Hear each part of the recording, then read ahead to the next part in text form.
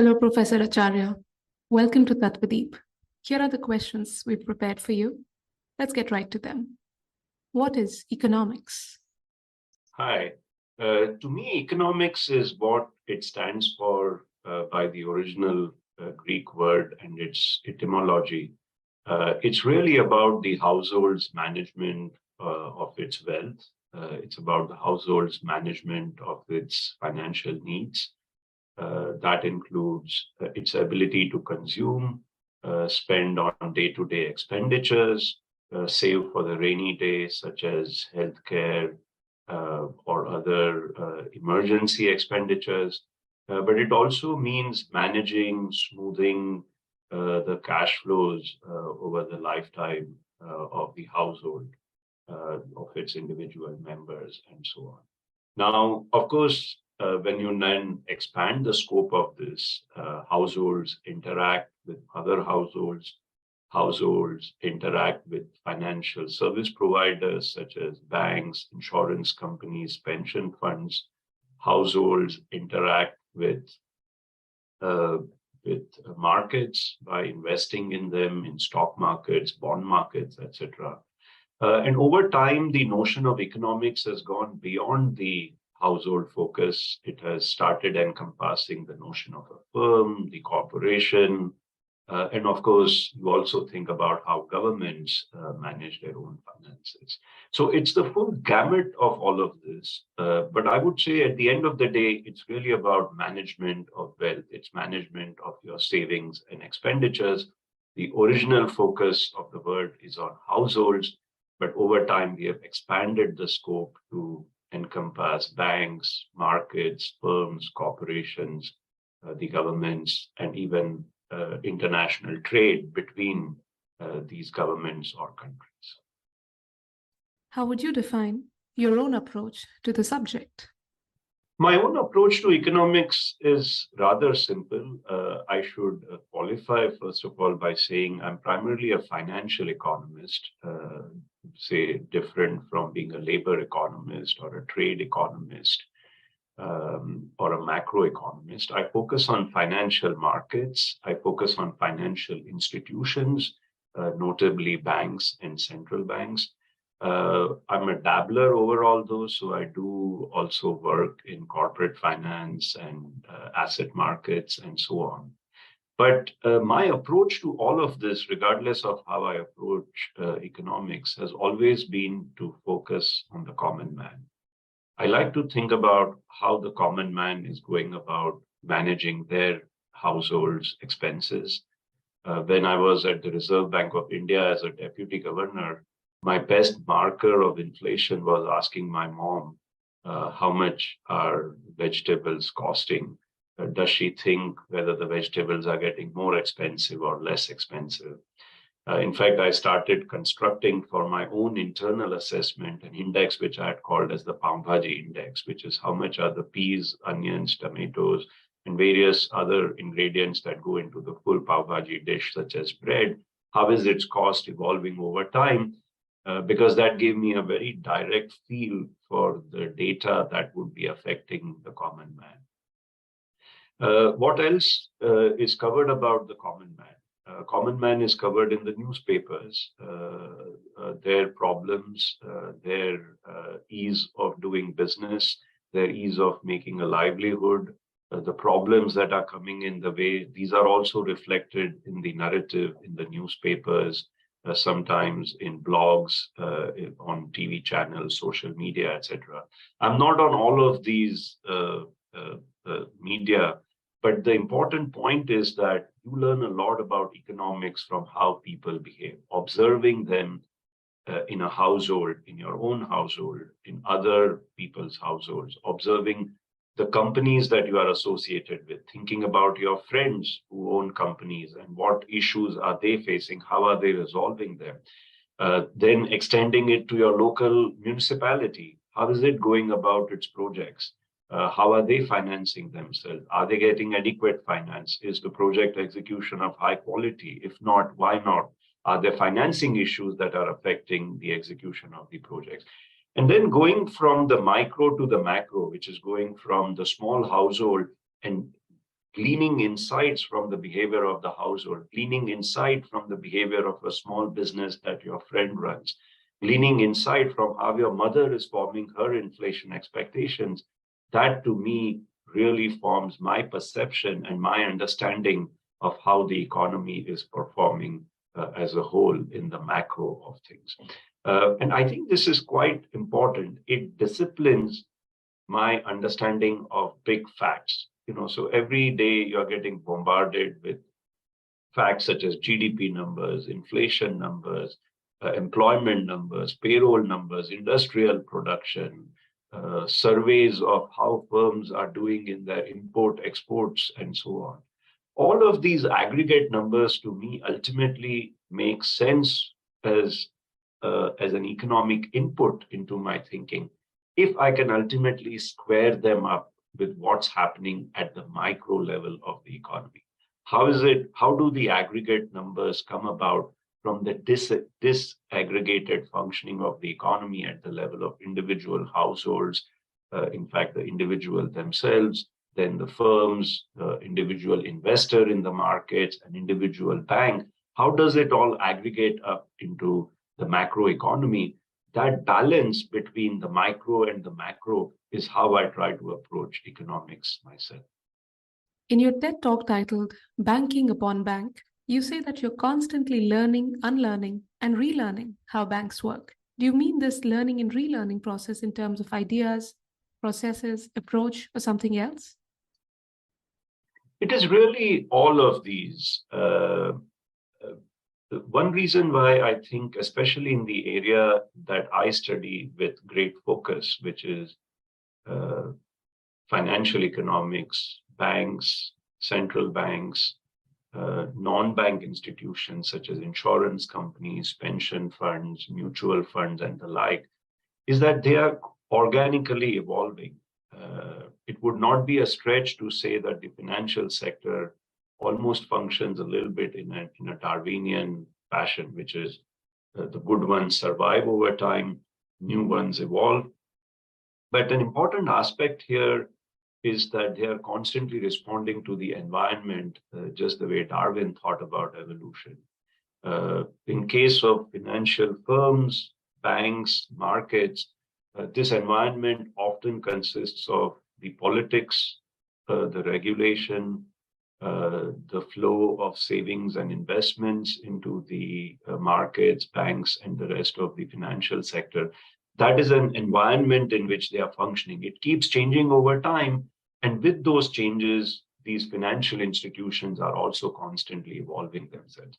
So if you get stuck with a particular paradigm of looking at the world or the financial markets, if you get stuck with a fixed set of ideas, you think that the way things worked in the 19th or the 20th century is exactly how things ought to work in the 21st century, you miss something very fundamental about this evolutionary nature of the financial markets and institutions. Now, this is not to say that studying economic history is not important. In fact, I put a great weight on understanding economic history. And that's because in finance, in economics, history doesn't exactly repeat itself, but it rhymes. There are economic principles, there are laws, quote unquote, laws of financial markets that sort of roughly work in a rhyming fashion over time. The characters keep changing. The exact manifestation of these principles keeps changing. There is a nuance every single time because the environment in which these institutions and banks are working has changed. So if you keep that in mind, if you keep the changing environment, if you keep the evolutionary nature of the banks, financial markets in response to the changing environment they have, then history serves a very useful purpose. But that's why it's about learning as well as unlearning. You have to unlearn the specifics of what had happened in the past. You have to learn the underlying economic principles and the evolutionary nature of responses to the environment, and think of that as the broader framework that you're going to use to learn from the new changes that are underway. In fact, I would say that the biggest risk that financial markets, banks, investors, households have to contend with is the risk that risks will keep changing. Can you share a few examples where you had to unlearn and relearn how banks work? Yes, a primary example of the learning and the unlearning was during the time of my PhD dissertation. I was a summer intern at JP Morgan. That time we had just had the Southeast Asian crisis, then we had the Russian crisis. A very big hedge fund called Long-Term Capital Management was about to fail. It was ultimately rescued by the banks at the initiative of the Federal Reserve Bank and the then governor, Alan Greenspan. And if you thought about the crisis that was gripping the world at that time, it was all about this large hedge fund that had raised a lot of leverage, made a lot of speculative bets. The entire financial system seemed to be connected to it, especially some of the largest banks that had provided it the leverage. And if you had sort of thought about financial stability or financial crisis at that time, the view was very much about these kind of newer entities, the new kids on the block, such as the hedge funds. Banks had not had spectacular failures in a long time, at least not the largest banks since the Great Depression. And yet, in 2007 and 2008, what we saw was all the largest financial institutions of the world, practically all of them, were about to fail, especially in the developed Western economies. Housing markets, which had not had a secular decline in prices in the United States and the Western economies, started having a secular decline in 2006. And so you have to, in the financial economics, in understanding financial crisis, banking, central banking, you have to let your imagination let go wild a little bit as to what are the bad things that can happen. What are the financial innovations that the markets might be coming up with? Are they always serving a useful purpose, or are they actually just a response of the banks to whatever the regulatory environment is being designed to keep them in check? You have to ask these tough questions and entertain the possibility that things may be either rosier or riskier than what they seem. Invariably, they end up being somewhat riskier than what they seem because banks, financial institutions are, of course, maximizing their own interest, which is to grow as quickly as possible most of the time. So here was an example where you had to change your fundamental notion of a financial crisis from one that was centered around hedge funds. Banks were in fact rescuing the system at that time. In 2007-08, we were then back to a 1930s kind of a situation where, both markets and especially the largest banks were all unfolding at the same time. And then once again, you had a period of about calm for about 12 years after the global financial crisis. And then you had the COVID pandemic. And now once again, 3 years after that, so 15 years from the great financial crisis, once again, you are beginning to see failures of, I would say, relatively large, medium-sized banks in the United States. As I was saying earlier, history seems to rhyme. The failures of Silicon Valley Bank, Signature Bank, the near failure of First Republic Bank, these are not exactly like the problems of 2007, 2008. That time it was the mortgage crisis. In 1998, it was a global growth shock because of the collapse of the growth in Southeast Asian economies and then Russia's default on top of that. This time around, it's an overheating of the economy because of the pandemic stimulus that the Federal Reserve and the US government provided, and the very quick rise in interest rates in response to that overheating and inflation. So the exact sources of the problems keep changing. Which institutions are vulnerable at a given point keeps changing. And so I've had to change my notion of what exactly is going to play up in a financial crisis episode constantly over time. And an analogy here might help. There's an excellent movie by Steven Spielberg in the 90s called Minority Report. In this movie, there's a lab in Washington, D.C. that is being run by Tom Cruise. And Tom Cruise, as the lab director, is being helped by these precogs, which are sort of like fictional AI devices that are getting visions of crimes that are going to happen in future. And based on those visions, the lab has to act in advance and prevent those crimes from taking place. Sometimes the visions don't overlap with each other between different precogs, and then it's called a minority report, and the lab has to then use its judgment as to whether to act in advance to prevent a crime or not. But a little bit of learning about economics is of this type, especially in the realm that I work in, which is connected to central banks, regulation of banks, designing stress tests, just the way we stress test our health system. You have to stress test banks and try and understand whether they can survive macroeconomic uncertainty in future. And it requires a little bit of imagination in the design of these scenarios, in thinking about how the stress would travel in the system from one bank to another. And this fundamentally requires questioning your own thinking of the past.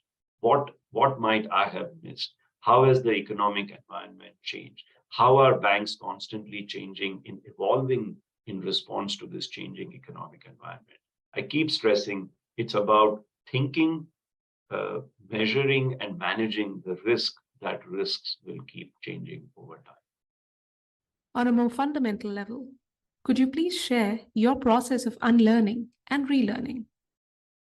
So my process of learning and relearning is really about being open to new ideas, open to new data, learning, as I said, from observing individuals, small firms, large firms, banks, central banks, focusing almost in a forensic way on individual cases and learning about them in great detail, even though my ultimate purpose is to delineate deeper economic and financial principles out of them. But it's really this back and forth between theory and conceptual framework to looking at data very, very closely, almost on a daily basis, and then trying to bridge the gaps. You're always trying to connect the dots. The world is very complex. Financial economics is very complex. Banks, central banks, there is so much money flowing around in the economy every single day. So you have to try and connect the dots. That requires some application of mind. It requires using some conceptual and economic frameworks, but it requires constantly questioning them. The best person to handle a model is one who knows when an economic model is going to fail. When are its assumptions not legitimate or applicable in a particular setting? That's the person who can use the model most powerfully, because they know when the model works well and when you need to actually improvise and deflect from it because the model's assumptions are not valid in a particular setting, or the economic environment and the world has organically evolved, as I have been explaining in my previous responses. So it's this back and forth between conceptualizing and subjecting it to the test of data. Does it play out in data? Are the data validating or supporting your underlying assumptions and the implications that come from it? So economics and finance are not a perfect science like a physical science, especially because of this evolutionary nature, very rapidly evolving evolutionary nature of markets, finance, and the rules by which they function. Nevertheless, I do think that the fundamental scientific process of designing a theory, coming up with hypotheses, testing them in data, then going back to the theory, redesigning it, re-questioning it, that iterative process of learning, relearning, it is what actually moves science forward as far as financial economics is concerned. In that sense, it's not unlike other fields, but I would say the pace of change is a lot faster in finance and economics. Have you been able to develop a method to make it easy for yourself? It's never too easy to do research. One is constantly shocked by how wrong sometimes your initial ideas are. But I think one has to keep a certain sense of humor about your own research. I think one has to realize with that one has to remain modest throughout the process. It does require digging deep. It does require sometimes not giving up on your hypothesis very quickly until you are surely convinced that it's right or wrong, and then moving on to something else or redesigning it. But I think one can't take oneself too seriously if one wants to be a balanced economist, in my view. I think you have to realize that the world is changing. Better ideas, better paradigms are coming, not just from your own thinking, but from outside. You have to remain open to those ideas and allow the cross-fertilization, the cross-pollination to take place. And then just the way the world is evolving, the markets are evolving, banks are evolving, regulation is evolving, governments are evolving. You have to keep evolving your toolkit as a researcher to be suitable for that changing economic and financial environment as well. So I think there is no easy way out, but I think a balance between theorizing, conceptualizing, designing hypotheses, and then constantly vetting it with data. I think that discipline is, I would say, my long-term enduring research strategy beyond sort of any specific toolkits that I use.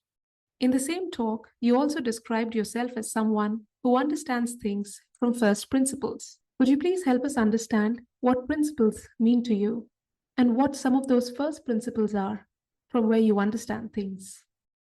I think understanding things from first principles really means can you really track down things at a very micro level. So to just give you an example, when we had the Hurricane Sandy in New York City, we had power outages. And one of the big problems was that even after the power came back, you needed to use actually very big sort of machines in order to take water out wherever there was clogging and a deluge.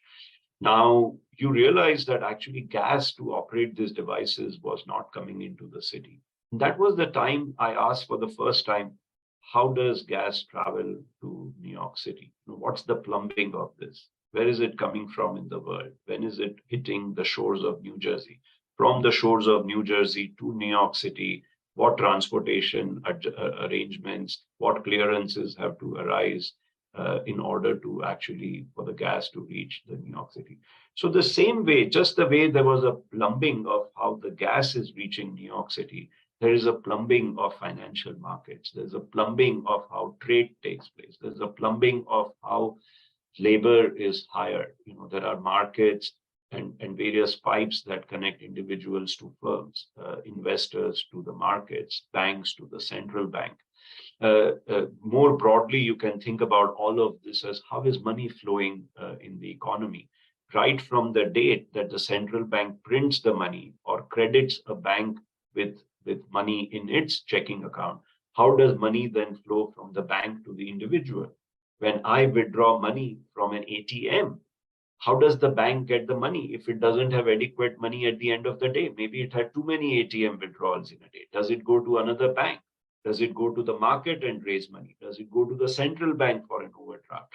So tracking these flows of money at a very micro level and understanding how money goes from where to where, who's charging whom how much in order to lend money, does the money come back or there is credit risk in it?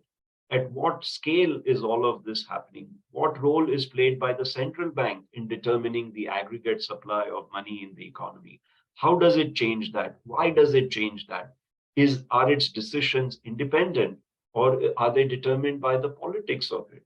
Does government want a lot of money to flood in an election year because they want a lot of economic activity to take place? Money has a multiplier. It lubricates transactions in the economy. How does it lubricate transactions in the economy? What multipliers are at work? If the central bank and the government do a stimulus of $1 billion or 1 billion rupee, how much the economic activity gets into the economy as a result of that? Tracking all of these down in a micro fashion, to me, is what is understanding things from first principles. not taking the numbers that you see in the newspapers just as a given, like GDP data, inflation data, industrial production data, but understanding them at a micro level, what disaggregated data are adding up into these aggregate statistics. That helps an economist understand how the plumbing of the economy, how the plumbing of the markets, how the plumbing of credit flows and money flows in the economy is working. To me, that is what it means to understand economics from first principles. A little later into your talk, you say that you find economics and finance beautiful. Could you help us understand this better? Yeah, I think, of course, I'm very romantically attached to the subject because I breathe it sort of every single moment. And I feel I'm subconsciously always thinking about the subject and trying to learn from all my observations on a day-to-day basis. But the reason why I find it beautiful is because ultimately it connects to human life. Money makes the world go around, as they say. And by converse implication of that, parts of the society that are financially constrained and don't have enough money to manage their day-to-day needs, don't have enough money to manage their emergency expenditure, health expenditures. That is where human suffering lies at the end of the day. And while I'm using the term beautiful to describe it, what I mean by that is this is why I care about economics and finance as a subject, because ultimately it touches human life. It helps us understand why are some people able to consume more and meet their emergency expenditures, why are others not able to do so, and what we can do to actually improve the allocation of resources in the economy. Can we improve their capacity to borrow? Can we ensure their economic livelihood, not just at present, but in a stable manner so that they will have high credit quality to get money from a bank when they are hit by shocks such as health expenditures. Many small businesses fail when they are family owned because someone in the family gets hit by an illness, and the medical expenditures typically in India would wipe out a very big part of savings of such businesses. How can we cushion them? How can we design something that looks like a very stable stream of borrowing against their future livelihood? Should we design some kind of a safety net or a public insurance in order to help them tide over those problems? How much should that insurance be? Can it be too much? Because maybe then everyone loses the incentive to manage their own cash flows and liquidity very well. And I would say understanding all of these things is so fundamentally important to ensuring that more and more people can meet their basic economic needs, basic emergency expenditures in a smooth manner. And that's why I find finance and economics beautiful. Ultimately, even when you are talking about the finances of a big government or of how a central bank manages the economy, how are banks managing their balance sheets, are companies creating jobs by making investments and doing so productively, are households able to save for long-term wealth management, long-term management of their expenditures. All of this to me is ultimately about the common man. That's what economics is about. It's about how a household manages its wealth. If you understand economics and finance well, you can do something to make things better. And ultimately, that is the moral imperative. Can we actually make basic access to livelihood, basic management of medical and emergency expenditures feasible for as many households of the Indian economy, other economies, the rest of the world as possible? To me, that is what makes this subject beautiful, that it's actually very close to the common man and their well-being at the end of the day. Would you say that economics and finance have in some way helped you understand about what beauty might be? Absolutely. I think, in one of the speeches I gave as the deputy governor, as the Reserve Bank of India, I just talked about some observations from my terrace where I used to live in Vileparla, in the western suburbs of Mumbai. I used to take the drive every day to Fort and back to the Reserve Bank of India office.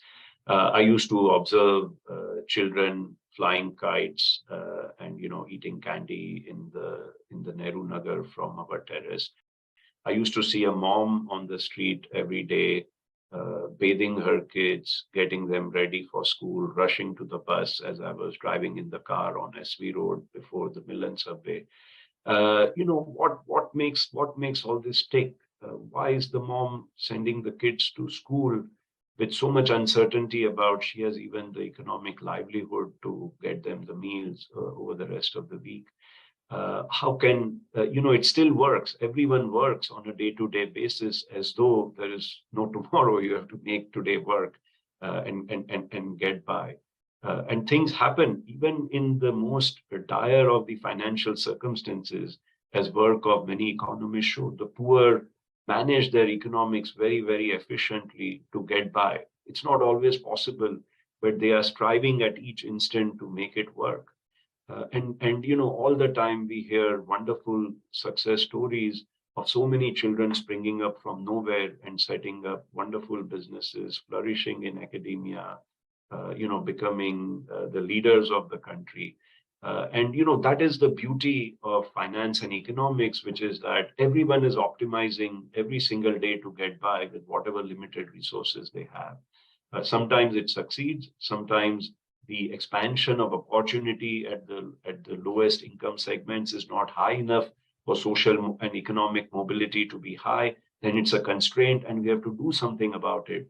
But it's this fundamental inherent human entrepreneurial spirit that we want to be better in terms of our livelihood, in terms of our opportunities, in terms of what we offer to our children, and what they can offer to others' children. In a more expansive way, those who are well off want to do this for the immediate society around their own community, their own state, their own country. And it's this fundamental inherent entrepreneurial human spirit that things be better tomorrow than what they are today. I believe finance and economics plays a very front and center role in this. And that is why I think it has helped me appreciate this fundamental beauty of human life, which is that we want things to be better first for us and then for the world around us. You have taught economics at the Stern School of Business in New York. From your experience there, would you be able to share your insights on how economics is approached as a subject there in schools and colleges and in India at large? I find New York University and especially the Stern School of Business where I work, I'm in the Department of Finance there. I also study economics because finance and economics are almost joined at the hip. Many would contend that finance is probably a subfield of economics, but I think it has now enough maturity as a field of its own. What I like about the way finance and economics are done at New York University is that they are done from first principles. They are about understanding markets, the institutions, and they are about including household finance right at the first principles.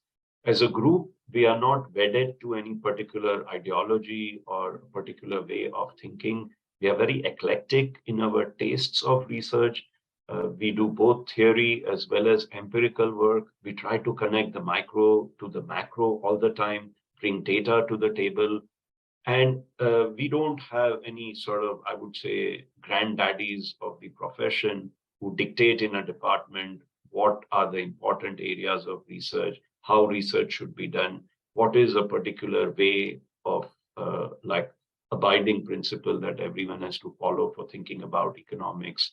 We have people doing behavioral finance, we have people doing sort of fully rational economics, and we have people doing boundedly rational economics. So we are a very open-minded group as a set of researchers in finance and economics. And I think that's our core strength. To go back to a point I mentioned, finance and markets are constantly evolving in a Darwinian manner. The economic and financial environment keeps changing. Governments and central banks keep changing in their ideologies as to how to approach whether they should intervene a lot or they should intervene less. And in response to all of this, you have to be nimble. You have to keep your mind alert to these changes that are underway. And I feel that the teaching of finance and economics, the way we undertake research at NYU, especially at the Stern School of Business, really fosters that kind of imaginative, evolutionary first principles thinking. I think that's true of many aspects of economics and finance in India as well. Certainly, Reserve Bank of India, where I worked for 2.5 years, I thought it was a very dynamic organization where its staff was constantly learning new ways of thinking about the Indian economy and the rest of the world. I would say we have a little bit of a hangover in our universities in how economics and finance are taught. It's a little soft sometimes. The analytical toolkits that have been advanced over the last 50 years are not yet in our curriculum in a very rigorous way as one might like. I don't think models are in everything in themselves, but they are an important tool along with data. A lot of our economics, because perhaps at the level of our per capita GDP, is focused on development economics. It's focused on how to make things better at the last mile. I think that is the right focus, but India is gradually moving up in its overall GDP size, per capita income. Our markets are developing. We have a very large banking sector now, both public and private. Our central bank itself is actually a very innovative central bank by comparison to many central banks of the world. So this means that our thinking and teaching of economics and finance in India has to become more modern than what it used to be. We are no longer a socialist economy. I would say we are a fairly market-friendly economy now. And I think we need to steer our pedagogy of economics and finance more in sync with the changing dynamic India and the Indian economy and finance that we have now. What would you say economics has helped you understand about human nature and our world? I think to me, the most important lesson of economics is that incentives matter. We are constantly optimizing almost at each instant. Some people are optimizing for themselves, some are optimizing for their households or families, some are optimizing it, even taking into account the future generations of their households. Some are optimizing in a slightly more altruistic manner, thinking about the society at large. And then we have institutions who are maximizing their own profits, like firms, banks, mutual funds, insurance companies. They are maximizing their own wealth or the shareholders' wealth and the return on that. And then we have public institutions like the government or the central bank, where, of course, again, some private incentives might come into play, like the reputation of the central banker or the re-election incentives of the politician. But yet they are charged with specific legal mandates. There are restrictions on what they can and cannot do. But everyone is constantly optimizing, subject to some budget constraints, subject to some legal constraints, subject to some regulatory constraints. Sometimes you have to take into account how are they displaying their numbers to the markets and what sort of accounting game is going on between the firms and the markets, etc., between the household and the tax authorities. And I think this constant optimization that is underway at each instant, in my view, and once again, the economists are finding that even the very poor are actually optimizing at every single instant in the most powerful ways. And how that affects their behavior, how that affects economic outcomes in the micro, then how do we go from the micro to the macro? To me, that's the most fascinating thing I've learned about economics, that it's about optimization. It's constrained by limited budgets and these other constraints that I described. And these keeps changing over time, given the nature of changing opportunities, changing risks, and the changing legal and regulatory frameworks under which you have to function. That is what I have learned from economics about human nature, that we are very rational. Sometimes we are driven by how our behavior has been shaped in the past. We are somewhat adaptive, for example, in how we form our expectations. Our learning affects how we are going to behave in future. But we are still within all that rubric. We are constantly optimizing our finances, our ability to expand opportunity, how we want to consume leisure versus create opportunities in future, what investments we are making in ourselves, what savings we are making for the future. We are constantly optimizing. And to me, that's the most fascinating thing I've learned from finance and economics about human behavior. Our last question. How would you say your understanding of what economics is has shaped your worldview? To me, the most powerful economics I learned subconsciously was from one of my late school teachers, Shailesha. He taught me a Gujarati proverb, which means which goes as "Jyan Raja Vyapari, Tyan Praja Bhikhari." Converted in English, it means where the king is a trader, citizens are beggars. This has been to me the most enduring theme in economics when I'm trying to understand the world. That when governments become too heavy-handed in their interventions and the way they run their governments, things don't work out very well for the citizens. Government should focus on provision of health, education, infrastructure, which are public goods that the private systems won't provide adequately. Individuals won't be able to muster together finances, resources, and the will to actually invest in public goods. The government should focus on those. But when governments start getting into business, start getting into banking, start getting into overly intervening in supporting households beyond the minimum safety net that we need at the last mile for the poor, then things go bad because bad mistakes happen. The governance of governments is, of course, not that easy to put in place because they are the ones who design the rules at the end of the day. They can start controlling institutions, weakening the governance that they should be subject to in the first place. To me, this has been the most enduring principle of economics in understanding the world, why sometimes great nations have collapsed, why sometimes very poor nations have risen in a short period of time and become very successful. Understanding this role of the government, the politics, how that interacts with finance, the central bank, the banks, the mutual funds, the insurance companies, and how all of this comes together ultimately to affect the end citizens. That's what I love about that proverb. It connects the king, the government, all the way down to the citizen. And to me, that's what economics is about. And that proverb in Gujarati, "Jyan Raja Vyapari, Tyan Praja Bhikhari," it's really a framework to think about how what government does works or does not work for the end citizen. I find that just absolutely beautiful and fascinating. Those were all the questions we had for you, Professor Acharya.